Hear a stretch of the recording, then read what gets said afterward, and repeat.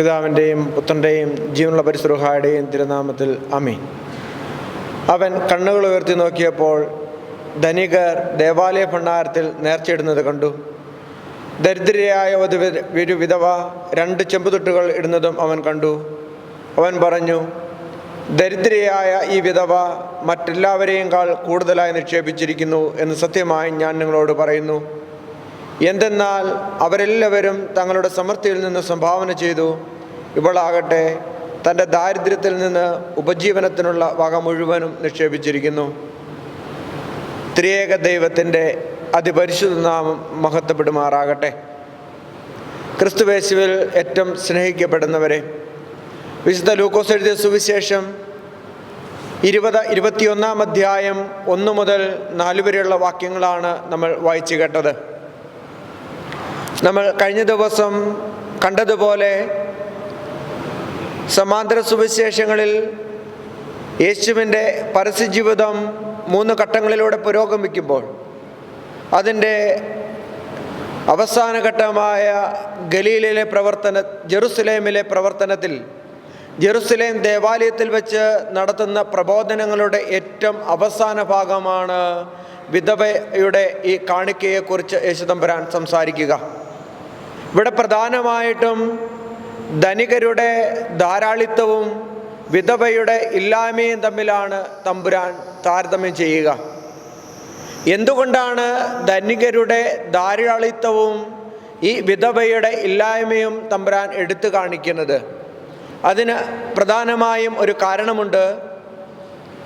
നമുക്കറിയാം, മനുഷ്യരായ നമ്മളെല്ലാവരും ഏതെങ്കിലും ഒരു കാര്യത്തെ വിലയിരുത്തുക, അല്ലെങ്കിൽ അതിന് വിലമതിക്കുക, അതിൻ്റെ നീളം, വീതി, അതിൻ്റെ നിറം, അതിൻ്റെ ഉയരം, അതിൻ്റെ ആഴം, അതിൻ്റെ വ്യാപ്തി, ഇങ്ങനെയുള്ള പല കാര്യങ്ങളെ നോക്കിയിട്ടാണ്. എന്നാൽ യേശുതമ്പുരാൻ വളരെ കൃത്യമായി ഈ വചനത്തിലൂടെ നമ്മെ പഠിപ്പിക്കുന്ന കാര്യമുണ്ട്. യേശുതമ്പുരാൻ നമ്മുടെ ജീവിതത്തിലെ നമ്മുടെ നിറമോ, നമ്മുടെ ഉയരമോ, നമ്മുടെ വലിപ്പമോ, നമ്മുടെ അറിവോ ഒന്നുമല്ല നോക്കുന്നത്. മറിച്ച് നമ്മുടെ ഉള്ളിൽ നോക്കിയിട്ടാണ് അവിടുന്ന് നമുക്ക് വിലയിടുന്നത്. വിധവയായ സ്ത്രീയെ സംബന്ധിച്ചിടത്തോളവും അവരുടെ കയ്യിലുണ്ടായിരുന്നത് ഏറ്റവും ചെറിയതാണ് എന്ന് സുവിശേഷകൻ വളരെ കൃത്യമായി പറയുന്നുണ്ട്. ഈ 2 ചില്ലിക്കാശ്, അത് ഒരാളുടെ അനേക ദിവസത്തെ അധ്വാനത്തിൻ്റെ ഫലമായിരുന്നു ഇത്. പ്രിയമുള്ളവരെ, അങ്ങനെ വരുമ്പോൾ അത്രമാത്രം ഏറ്റവും ചെറുതായ ഈ ചില്ലിക്കാശ്, ഇതിന് തമ്പുരാൻ വിലയിടുന്നത് അവളുടെ ഉള്ളിലുള്ള മനോഭാവത്തെ നോക്കിക്കൊണ്ടാണ്. അവൾക്ക് ദൈവസന്നിധിയിൽ സമർപ്പിക്കണമെന്നുണ്ട്. അതുകൊണ്ട് അവൾ തൻ്റെ ജീവിതത്തിലുള്ളതെല്ലാം തപ്പിയെടുത്ത് ദൈവസന്നിധിയിൽ കൊണ്ടുവന്ന് സമർപ്പിക്കുകയാണ്. നാളെ അവളുടെ ജീവിതം എന്താകുമെന്നോ, താളെ തനിക്ക് അന്നത്തിന് വകയില്ല എന്നോ ഒന്നും അവൾ കരുതുന്നില്ല. മറിച്ച് എല്ലാം ദൈവസന്നിധിയിൽ പൂർണ്ണമായും സമർപ്പിക്കുകയാണ്. ഈ മനോഭാവത്തെയാണ് യേശുതമ്പുരാൻ വിലമതിക്കുന്നത്. പ്രിയമുള്ളവരെ, ഉൽപ്പത്തിയുടെ പുസ്തകം മുതൽ തമ്പുരാൻ വളരെ കൃത്യമായി വ്യക്തമാക്കി തരുന്ന കാര്യവും ഇത് തന്നെയാണ്. അവിടെ 2 കാഴ്ചയർപ്പണത്തെക്കുറിച്ച് നമ്മൾ കാണുന്നുണ്ട്. കായൻ്റെയും ആബേലിൻ്റെയും കാഴ്ച സമർപ്പണം. അതിൽ കായൻ്റെ ബലിയിൽ ദൈവം സംപ്രീതനായില്ല എന്നും ആബേലിൻ്റെ ബലിയിൽ ദൈവം സംപ്രീതനായി എന്നും വചനം എടുത്തു പറയുന്നു. അവരുടെ കാഴ്ചയർപ്പണത്തിൽ സംഭവിച്ച മാറ്റം എന്തായിരുന്നു, അല്ലെങ്കിൽ അതിൻ്റെ പ്രത്യേകത എന്തായിരുന്നു? കാരണം മറ്റൊന്നുമല്ല, ആബേൽ ബലിയർപ്പിക്കാൻ പോകുന്നതിന് മുമ്പ് തൻ്റെ ആട്ടിൻ പറ്റങ്ങളിൽ ഏറ്റവും നല്ലതിനെ തിരഞ്ഞെടുത്ത് അതിൻ്റെ ഏറ്റവും നല്ല ഭാഗമാണ് ദൈവത്തിന് സമർപ്പിക്കുക. ദൈവസന്നിധിയിൽ സമർപ്പിക്കുവാൻ ഏറ്റവും നല്ലതിനെ അവൻ തിരഞ്ഞെടുക്കുന്നുണ്ട്. എന്നാൽ കായനാകട്ടെ തനിക്കുണ്ടായിരുന്നതിൽ ഒരു ഭാഗം, ഇവിടെ ഈ ഒരു തെരഞ്ഞെടുപ്പിൻ്റെ അല്ലെങ്കിൽ ഈ ഒരു ഒരുക്കത്തിൻ്റെ കുറവ് അവൻ്റെ ബലിയിൽ വന്നതുകൊണ്ടാണ് ദൈവം അവൻ്റെ ബലിയിൽ സംപ്രീതനാകാതെ പോയത്. പ്രിയമുള്ളവരെ, ഈ സ്ത്രീയുടെ ജീവിതത്തിലേക്ക് കടന്നു വരുമ്പോൾ അവൾ നല്ല ഒരു ഒരുക്കം നടത്തുന്നുണ്ട്. ദൈവസന്നിധിയിൽ സമർപ്പിക്കുവാൻ തനിക്കുള്ളതിനെ എല്ലാം അവൾ കൊണ്ടുവരികയാണ്. എന്നാൽ ധനികരാകട്ടെ ഒരുപക്ഷെ അവരുടെ ജീവിതത്തിൽ അവരാവോളം ആസ്വദിച്ചതിന് ശേഷം മിച്ചം വന്ന കുറച്ചായിരിക്കാം ദൈവസന്നിധിയിൽ സമർപ്പിച്ചത്. അല്ലെങ്കിൽ നാളെക്കുറിച്ചുള്ള കരുതലൊക്കെ കഴിഞ്ഞതിന് ശേഷമായിരിക്കാം അവർ സമർപ്പിച്ചത്. അല്ലെങ്കിൽ ദേവാലയത്തിൽ അനേകർ വരുമ്പോൾ തങ്ങൾ കൂടുതൽ നിക്ഷേപിച്ചില്ലെങ്കിൽ തങ്ങളുടെ സമൂഹത്തിലെ സ്ഥാനത്തിന് അതൊരു കുറവായിത്തീരുമല്ലോ എന്ന ചിന്തയിലായിരിക്കാം. എന്തുമാവലട്ടെ, ഇങ്ങനെയുള്ള മനോഭാവത്തോടു കൂടി സമർപ്പിക്കുമ്പോൾ അത് സ്വീകാര്യമായി തീരുന്നില്ല. പ്രിയമുള്ളവരെ, ഈ വചനം നമ്മെ പഠിപ്പിക്കുകയാണ്, നീ എത്രമാത്രം ചെറിയവനെന്നോ അല്ലെങ്കിൽ എത്രമാത്രം മറ്റുള്ളവരുടെ മുമ്പിൽ നീ വില കുറഞ്ഞവനാണോ എന്നുള്ളതല്ല ദൈവം നോക്കുന്നത്. മറിച്ച് നിന്റെ മനോഭാവം എന്താണ്? ദൈവസന്നിധിയിൽ നീ നിസ്സാരനാണെന്ന് തിരിച്ചറിയുക. ആ മനോഭാവത്തോടു കൂടി നിന്നെ ദൈവസന്നിധിയിൽ പൂർണ്ണമായി സമർപ്പിക്കുക. അവിടെ ആരെല്ലാം നിന്നെ തള്ളിക്കളഞ്ഞാലും, നിന്റെ പെറ്റമ്മ തന്നെ നിന്നെ ഉപേക്ഷിച്ചാലും ദൈവത്തിൻ്റെ സന്നിധിയിൽ നിനക്ക് വിലയുണ്ടാവും. നിനക്ക് വില കൽപ്പിക്കുന്ന ഏകമിടമെന്ന് പറയുന്നത് നിന്റെ ദൈവസന്നിധിയാണ് എന്ന് തമ്പുരാൻ പഠിപ്പിക്കുകയാണ്. നീ ആയിരിക്കുന്ന രീതിയിൽ നിന്നെ കാണുവാൻ, നിന്നെ തിരിച്ചറിയുവാൻ, നിന്നെ മനസ്സിലാക്കുവാൻ സാധിക്കുക നിന്റെ ദൈവത്തിന് മാത്രമാണ്. ബാക്കിയുള്ളവരൊക്കെ തെളിവുകളുടെയും സാഹചര്യങ്ങളുടെ അടിസ്ഥാനത്തിലുമൊക്കെ നിന്നെ വിലയിരുത്തുമ്പോൾ നീ ആയിരിക്കുന്ന അവസ്ഥയിൽ നിന്നെ മനസ്സിലാകുന്ന ഏക സ്ഥലമെന്ന് പറയുന്നത് നിന്റെ ദൈവസന്നിധിയാണ്.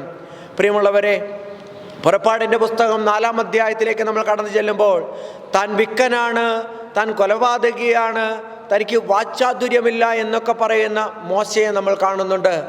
എന്നാൽ ഈ മോശയാണ് പിന്നീട് പുറപ്പാടിൻ്റെ പുസ്തകം മുൻപോട്ട് പോകുമ്പോൾ 20 ലക്ഷത്തിലധികം വരുന്ന ജനത്തെയും നയിച്ചു കൊണ്ടുപോയി പോകുന്നതായി കാണുന്നത്. താൻ നിസ്സാരനാണ് എന്ന ദൈവസന്നിധിയിൽ ഏറ്റുപറയുന്നവനെ ഒരു വലിയ ജനതയെ നയിച്ചു കൊണ്ടുപോകുവാൻ പ്രാപ്തനാക്കി തീർക്കുന്ന ദൈവത്തെയാണ് നമ്മളവിടെ കാണുന്നത്. വീണ്ടും ന്യായാധിപന്മാരുടെ പുസ്തകം 6-ാം അധ്യായത്തിലേക്ക് ചെല്ലുമ്പോൾ മനാസെ ഗോത്രത്തിലെ ഏറ്റവും ചെറിയ വംശത്തിൽ പിറന്നവനാണ് താനെന്നും ആ വംശത്തിലെ ഏറ്റവും ചെറിയ കുടുംബത്തിൽ പിറന്നവനാണ് എന്നൊക്കെ ഗിദെയോൻ പറയുന്നുണ്ട്. എന്നാൽ ഈ ഗിദെയോനെയാണ് മിദിയാൻ സൈന്യത്തിനെതിരെ വിജയശ്രീലാളിതനായി ദൈവം തിരഞ്ഞെടുക്കുന്നത്. പ്രിയമുള്ളവരെ, അഹങ്കാരമില്ലാതെ നിസ്സാരനാണെന്ന് ദൈവസന്നിധിയിൽ ഏറ്റുപറയുന്നവനെ ദൈവം ഉയർത്തുന്നതാണ് നമ്മൾ കാണുന്നത്. വീണ്ടും നമ്മൾ ന്യായാധിപന്മാരുടെ പുസ്തകം 11-ാം അധ്യായത്തിലേക്ക് കടന്നു വരുമ്പോൾ ഗിലെയാദുകാരനായ ജെഫ്തായെ കണ്ടുമുട്ടുന്നുണ്ട്.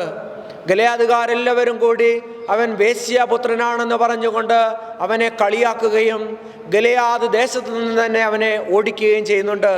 എന്നാൽ അമ്മോന്യർക്കെതിരെ പിടിച്ചു നിൽക്കുവാൻ ശക്തിയില്ലാതെ വരുമ്പോൾ ഗിലെയാദുകാരെല്ലാവരും കൂടി ചെന്ന് അവനെ തിരികെ വിളിക്കുന്നുണ്ട്. അവന് മാത്രമേ ഈ അമ്മോന്യരെ തോൽപ്പിക്കുവാൻ സാധിക്കുകയുള്ളൂ എന്ന് പറയുകയും അവരുടെ രാജാവായി അവനെ അവർക്ക് വേണമെന്ന് പറയുകയും ചെയ്യുന്നുണ്ട്. പ്രിയമുള്ളവരെ, എങ്ങനെയാണ് നിസ്സാരനായി മറ്റുള്ളവർ കരുതി മറ്റുള്ളവരെ അവഗണിക്കുന്നവൻ്റെ ജീവിതത്തിൽ ദൈവം പ്രവർത്തിക്കുന്നത് എന്ന് കാണുക. വീണ്ടും നമ്മൾ കാണുന്നുണ്ട്, സ്വന്തം പിതാവ് തന്നെ തൻ്റെ മക്കളിൽ ഏറ്റവും നിസ്സാരനാണ് ദാവീദ് എന്ന് പറഞ്ഞുകൊണ്ട് അവനെ മാറ്റി നിർത്തുന്നുണ്ട്.